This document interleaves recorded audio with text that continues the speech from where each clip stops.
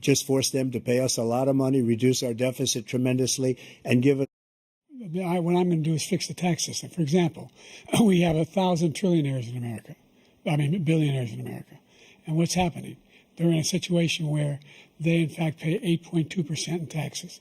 If they just paid 24%, 25%, either one of those numbers, they'd raise $500 billion, I should say, in a 10-year period.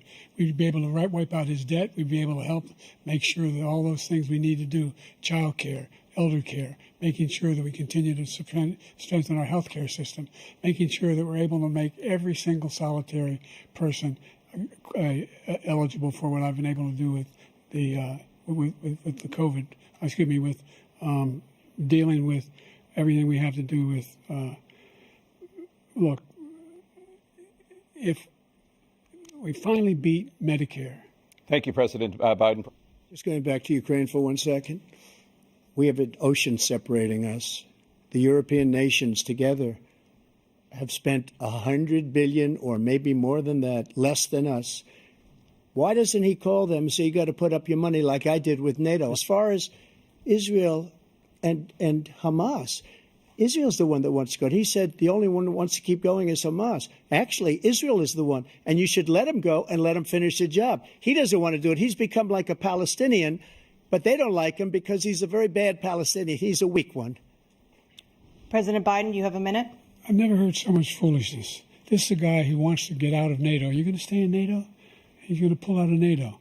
The idea that we have, our strength lies in our alliances as well. It may be a big ocean, but we're ever able to avoid a war in Europe, a major war in Europe? What happens if, in fact, you have Putin continue to go into NATO? We have an Article 5 agreement. Attack on one is attack on all. You want to start the nuclear war he keeps talking about, go ahead.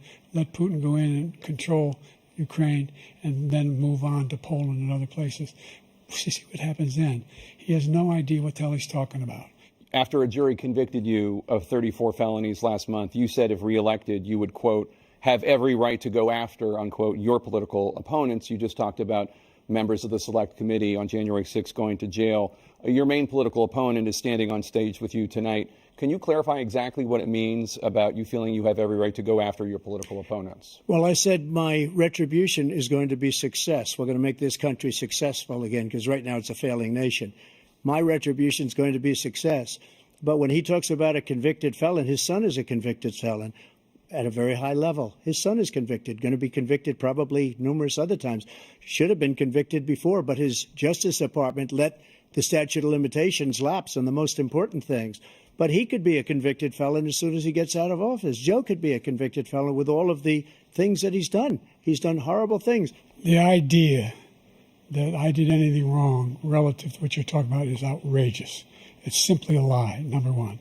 Number two, the idea that you have a right to seek retribution against any American just because you're president is wrong. It's simply wrong. No president's ever spoken like that before. No president in our history has spoken like that before. Number three, the crimes that you are still charged with, and think of all the civil penalties you have. How many billions of dollars do you owe in civil penalties? President Biden, you would be 86 at the end of your second term. How do you address concerns about your capability to handle the toughest job in the world well into your 80s? Well, first of all, I spent half my career being criticized as being the youngest person in politics. I was the second youngest person ever elected to the United States Senate, and now I'm the oldest. This guy's 3 years younger and a lot less competent. I think that just look at the record. Look at what I've done. Look how I've turned around the horrible situation he left me.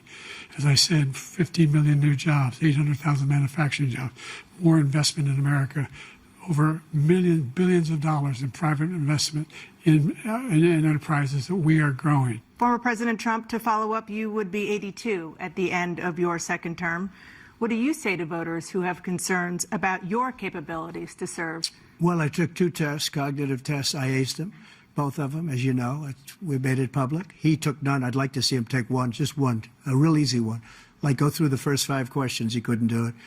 But I took 2 cognitive tests. I took physical exams every year.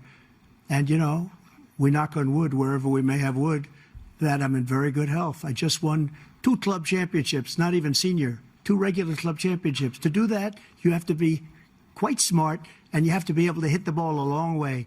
And I do it. He doesn't do it. He can't hit a ball 50 yards. He challenged me to a golf match. He can't hit a ball 50 yards.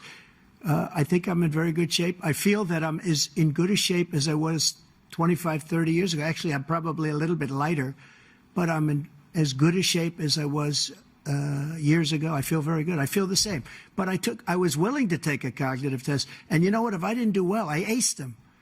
Dr. Ronnie Jackson, who's a great guy when he was White House doctor. And then I took another one, a similar one. And one of them said they've never seen anybody ace him. Thank you. President Biden? You can see he is 6'5" and only 223 pounds, or 235 pounds. Well, you said 6'4", 200. Well, anyway, that's what anyway, just take a look at what he says he is and take a look at what he is. Look, I'd be happy to have a driving contest with him. I got my handicap, which when I was vice president, down to a 6. But by the way, I told you before, I'm happy to play golf if you carry your own bag. Think you can do it? That's the biggest lie that he's a